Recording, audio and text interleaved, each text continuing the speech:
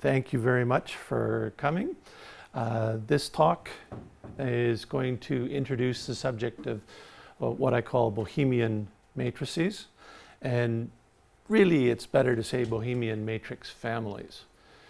Philosophically, what these are is a specialization in the sense of Pólya. Pólya, of course, one of the most famous mathematics educators of the past century, had many aphorisms, but in his book, How to Solve It, he had one of the things to do when you were trying to solve a problem was, well, generalize it. And that's a really nice way to attack the problem. You're attacking a problem that's too specialized, well, you should try and generalize it. Well, there was a complementary principle, which was if you're talking like a problem that's too general, just try and specialize it in some way and see if you can find some way to attack the problem from there. So that's the essence of this. So the talk itself, and I'm going to try to fit it into the time that I've got, but I'm glad we're a little bit flexible on this, because every time I speak about this subject, I find new questions, I find new things to think about, and go off on various tangents. But I'll try to stick to the overview. I'll give you some definitions. I'll talk a little bit about the history of my involvement with this research area and the involvement of my students and my colleagues. I'll give you some results, give you some of the things that we've discovered. I'll give you some of the questions that we're still working on, and then I'll talk a little bit about my goals for the future, and of course we'll see whether I can convince you that those are worthwhile goals. So this is a picture of a bunch of eigenvalues of a bunch of different matrices, and I'll tell you a little bit more about which ones there are, but this is a picture in the complex plane, and the coloring of the eigenvalues has to do with the density of the eigenvalues in that particular area. This picture in particular was by Kara Adams, who's sitting in the back. Well, why Bohemian? What does Bohemia have to do with anything? And I'm going to see if I can explain why. If we go to Wikipedia, this is Bohemia, part of the modern Czech Republic, but no, that's not us at all. Now let's see if I can undo that. Well, we could go to Bohemianism on Wikipedia as a culture. We could have our own Bohemian culture, which I think is really good. They got a painting by Renoir here. This is Lisa the Bohemian. You know, maybe we can get some today's famous artists to do some paintings for us. I like that idea. Sadly, it's nothing so romantic.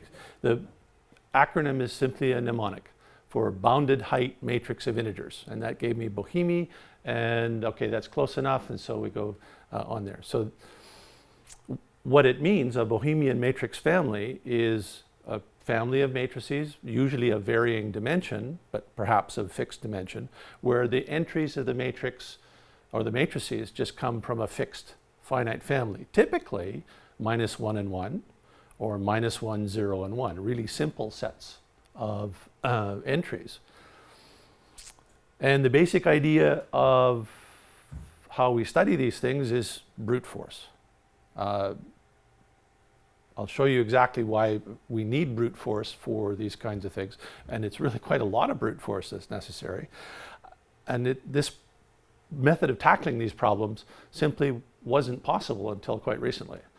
So 20 years ago, I'll give the history in a little bit. So one of the traditional tools in a mathematician's arsenal is to look at the large N asymptotics. So you look at the behavior of the eigenvalues of a class of matrices as the dimension goes to infinity, and you use tools of series or perturbation series or asymptotics of calculus. And that remains an enormously powerful idea. But that's not what we're doing here. We're actually going to go ahead and let the computer do most of the work, and it uncovers things that the large N asymptotics do not, which is quite surprising. The Moore's law, one of my friends who's now the dean of the Faculty of Mathematics at the University of Waterloo was the one to first teach me that Moore's law turns exponential cost problems into polynomial cost problems. You just wait long enough and the computers become faster exponentially, and so that not true, but it's a nice thing. What's fun here is the cost of the problems we're looking at are actually super exponential, and we still manage to make some headway on this because of the speed of modern computers. So, definition. What is height? I talk about the height, bounded height. It's just simply the infinity norm of the vector that you get by unrolling the matrix. So just the size of the largest absolute value of the entry of any entry in A. Characteristic height is the same thing, but for the vector of coefficients of the characteristic polynomial. And this is where the word height is more the history is from the consideration with polynomials. So people don't talk about infinity norms of polynomials, they talk about the height of the polynomial, particularly in number theory.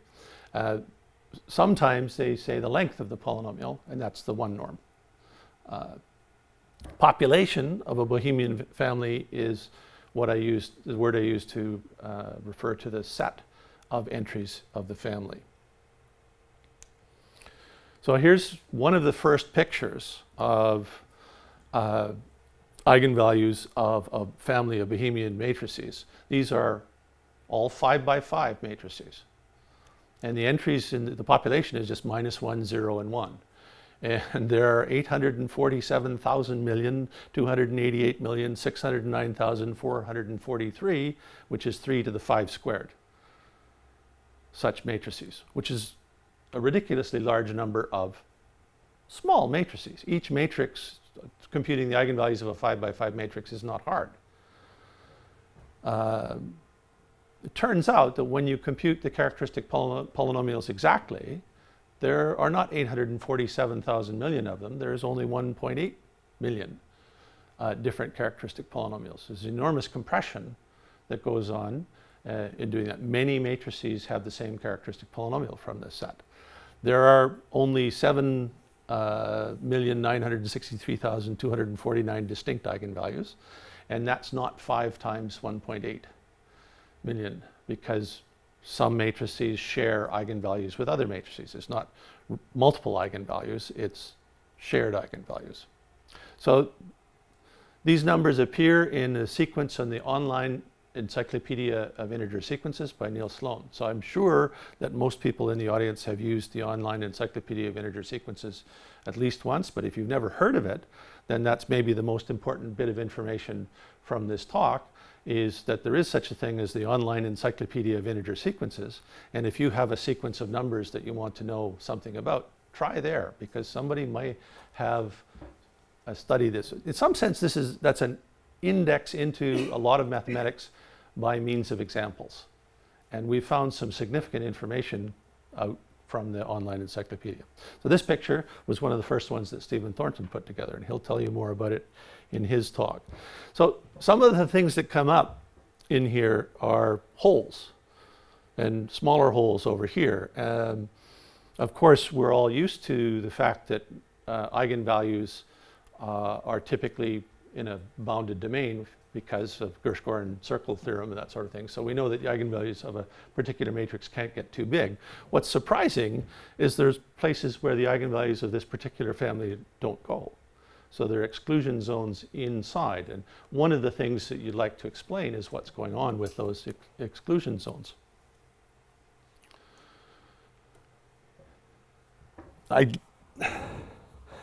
These ideas, the idea of looking at this specialized set of matrices or specialized set of polynomials is actually quite old. Littlewood polynomials are polynomials in the monomial basis whose coefficients are either +1 or -1, and that's it. There are no zero coefficients, nothing else. So Littlewood was studying autocorrelations with these things, and there are questions of analysis, there are questions of algebraic dynamics, there are questions of lots of interesting things from Littlewood polynomials.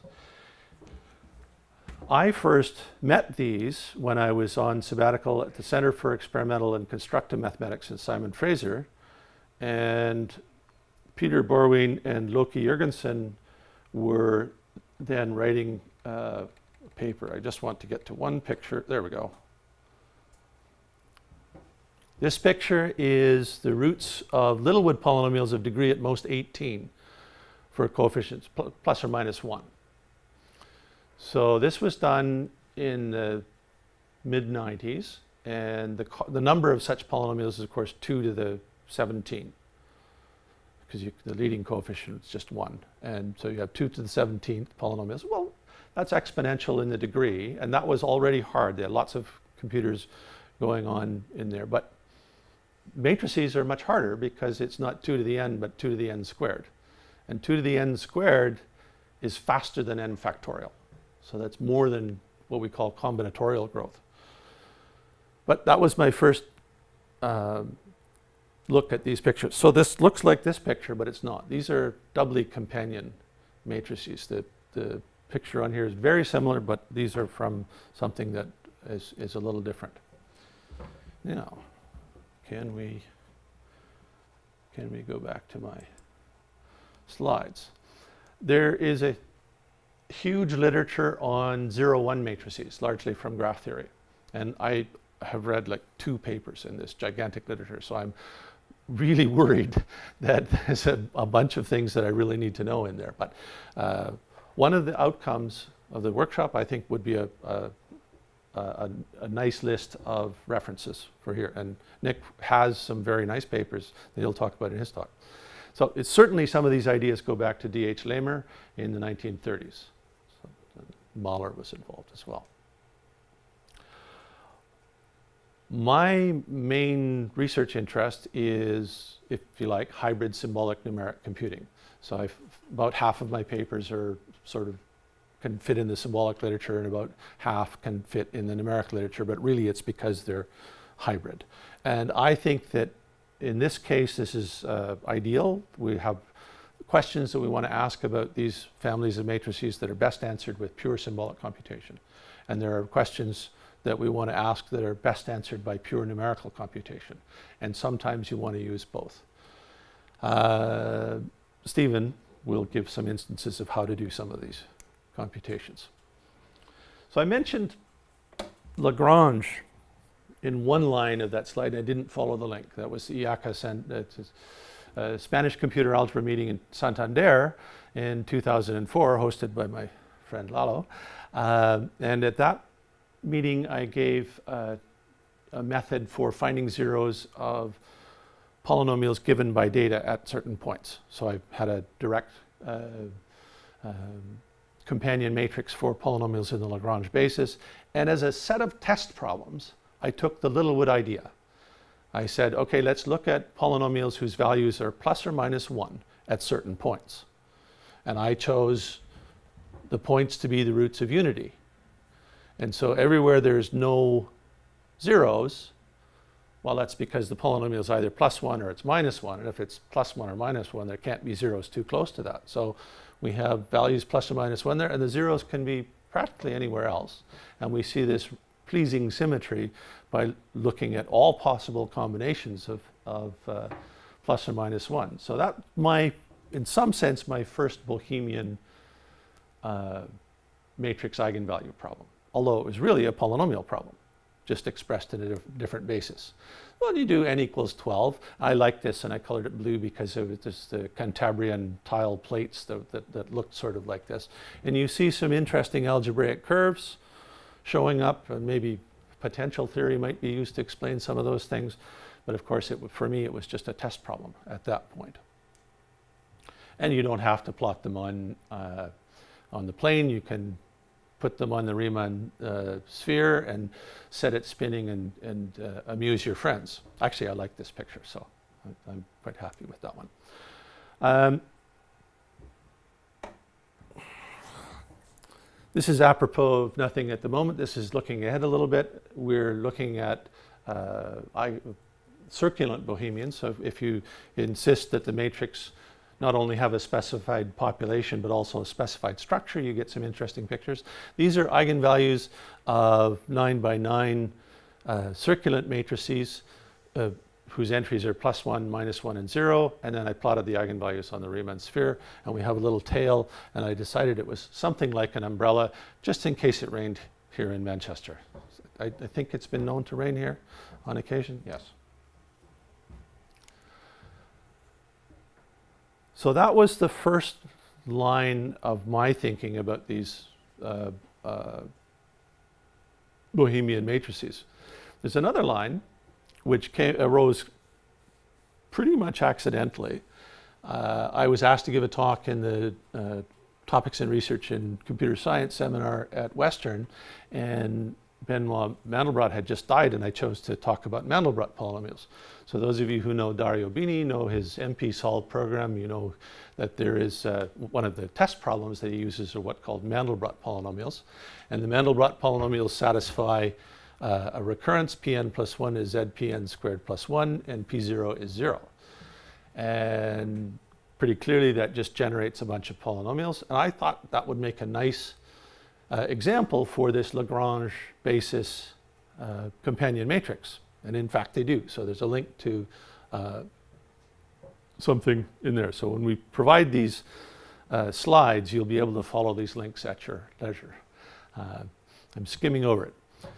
So yes, the Lagrange basis thing worked quite nicely, but Piers, who was sitting in the front, was my PhD student at the time, didn't like my first approach and improved it, and then he improved it again. So I should at least give the nice picture of Piers. There we go. There's Piers, and he has an animated Mandelbrot thing down in the bottom, which is tracing the orbits of the zeros under the Mandelbrot iteration, so you see that they are periodic. I quite like that.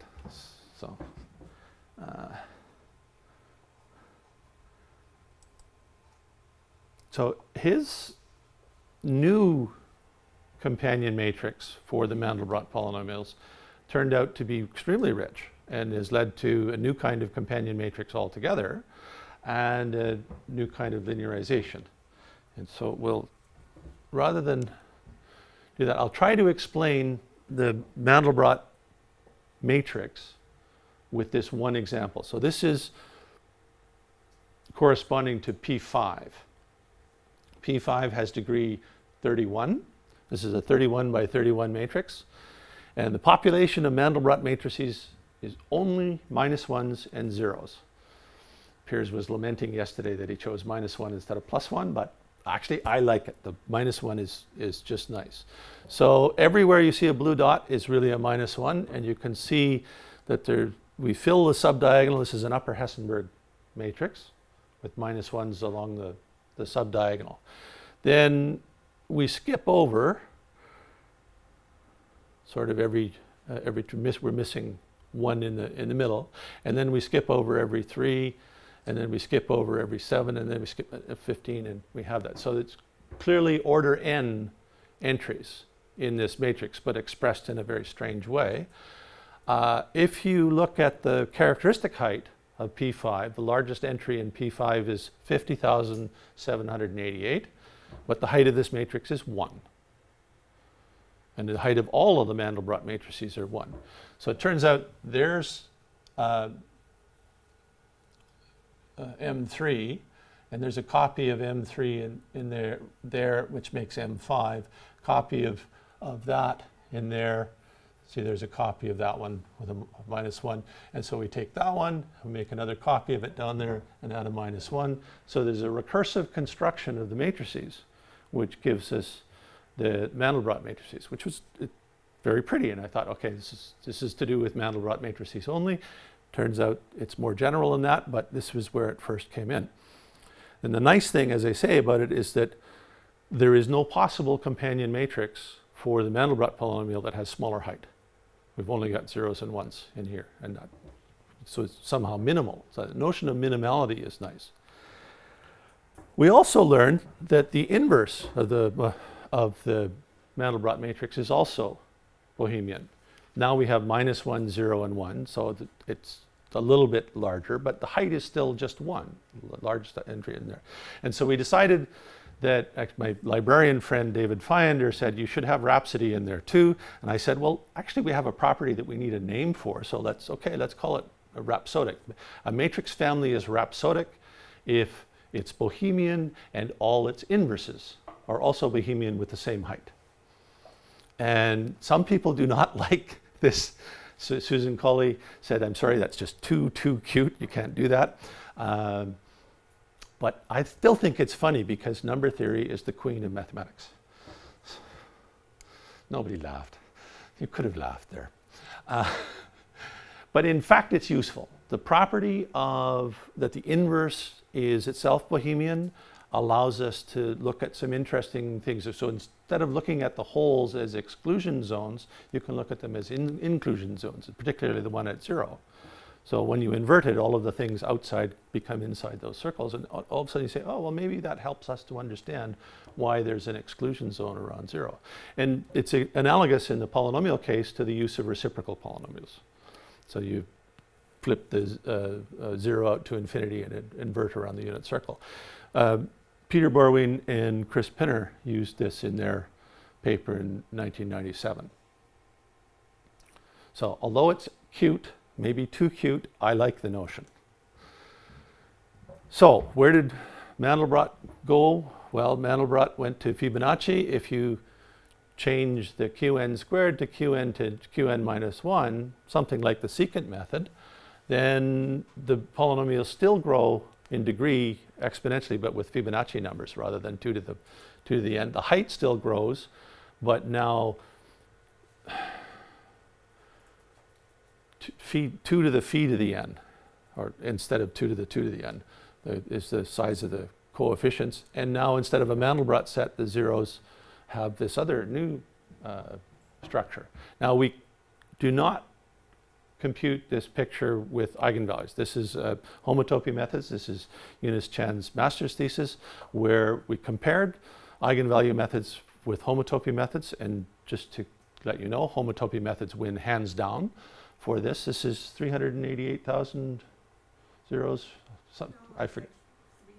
3 million, sorry. It's one of the other ones has much smaller, so 3 million zeros of the Fibonacci Mandelbrot polynomials. Okay. It's hard to solve 3 million by 3 million matrices, even if they're ultra sparse. You can do it, but the homotopy method works very well. And then we did Nariana sequence. So instead of n minus 1, it's n minus 2, and this comes from the Nariana's cow sequence. So combinatorialists and number theorists might know about the Nariana's cow sequence. Everybody knows about Fibonacci numbers, but this comes up in the online encyclopedias as well. So the picture looks similar but different. And there's an infinite sequence of problems like this with the same kind of behavior. So I was sitting next to Don Knuth at the SIAM meeting in 2016, where I was telling Nick about these ideas. And Don asked if we could solve Euclid polynomials. I said, well, what's a Euclid polynomial? And he told me, and turns out we could. So this generated another paper, which was really the clue for me to say, wait a minute, this behavior of finding matrices like Pierre's Mandelbrot matrix, it was not a surprise that you could do it for Fibonacci Mandelbrot or Nariana Mandelbrot, because there's really similar kinds of things. But Euclid was enough different that I said, if it works for that, it probably works for everything. And so we found a new way of doing that. And this led to a paper on algebraic linearizations, which I'll skip over.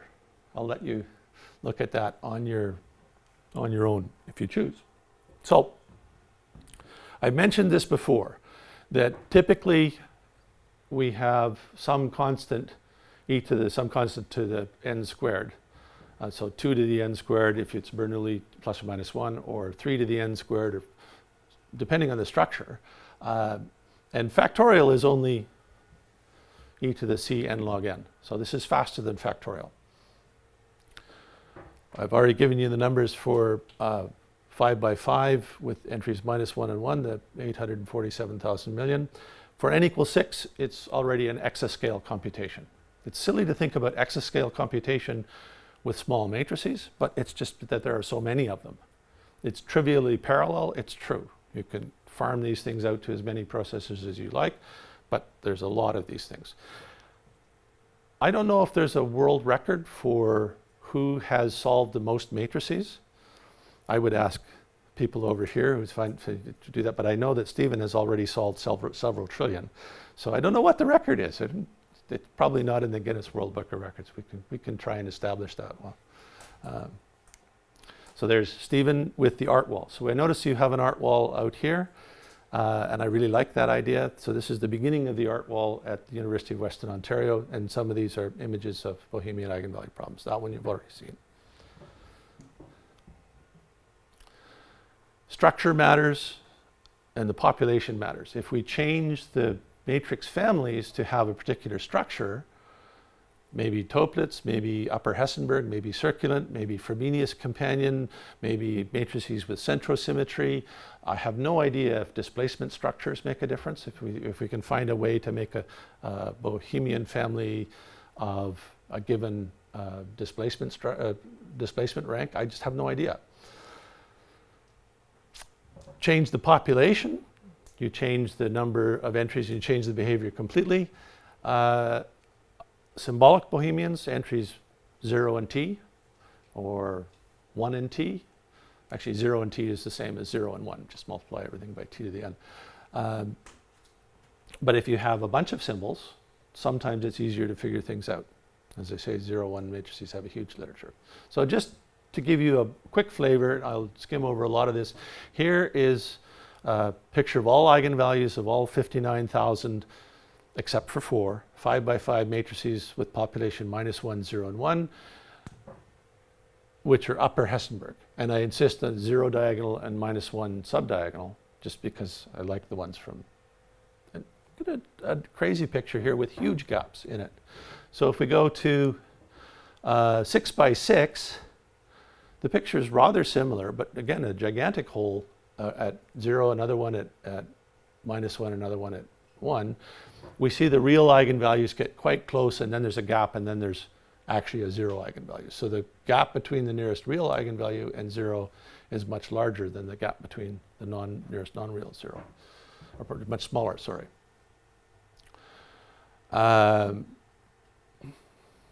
14 million such matrices, 67,000 different characteristic polynomials. There are only 4 normal matrices in that class. I was really surprised by that. Experts would say, well, of course that's true.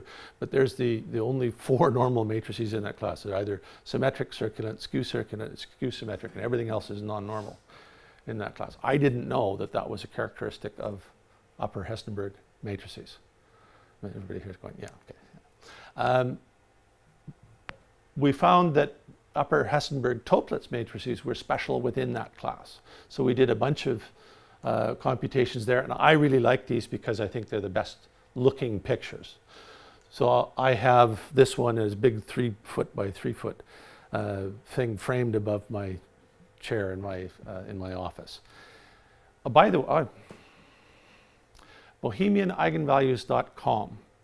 Those of you who have devices could have been following along this talk and looking at the pictures in higher resolution. So go to BohemianEigenvalues.com and look at the gallery. And these pictures are all from the gallery there, and you can zoom and scroll.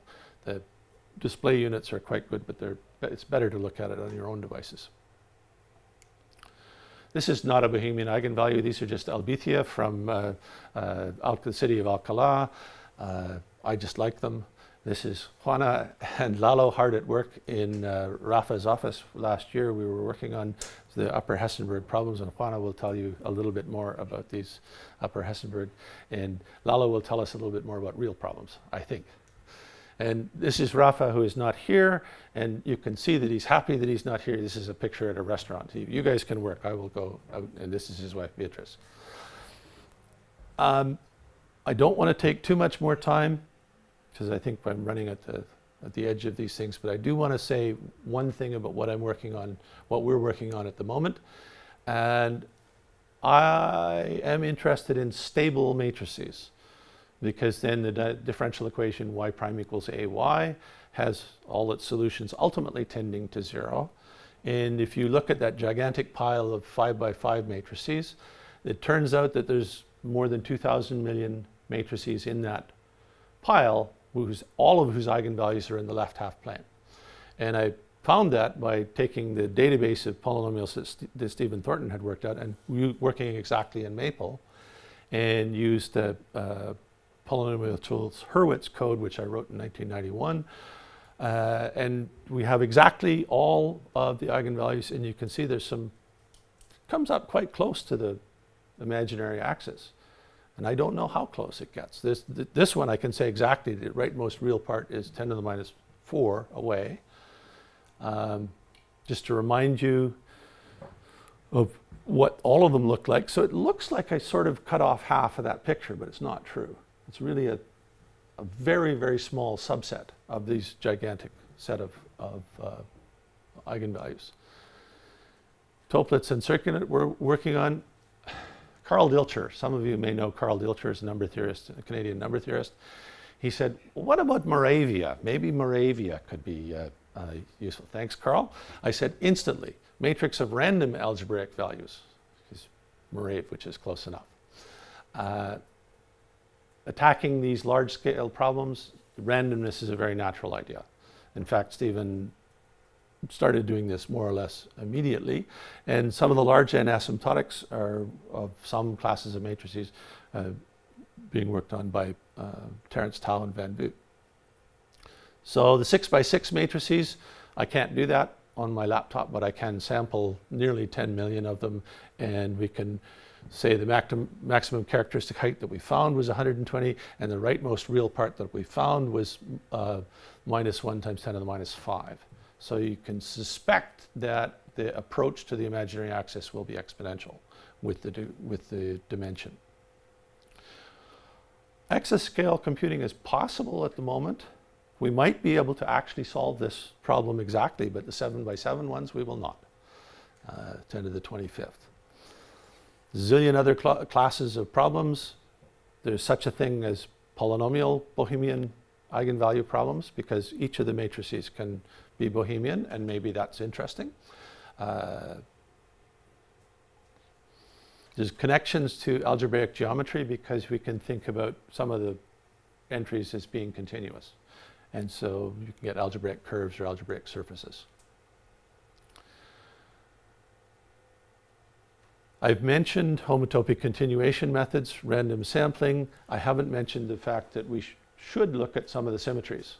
We really have to if we're going to make any progress on some of the computations. We're looking at Grosvenor bases, and away we go. So I have a collection of goals for the project. Probably the main one is increased understanding of eigenvalue problems in particular, but new connections to other branches of mathematics, including combinatorics and number theory and group theory, I think are very important to me. We'll see some applications later, including perhaps pedagogical applications. Thank you very much for listening.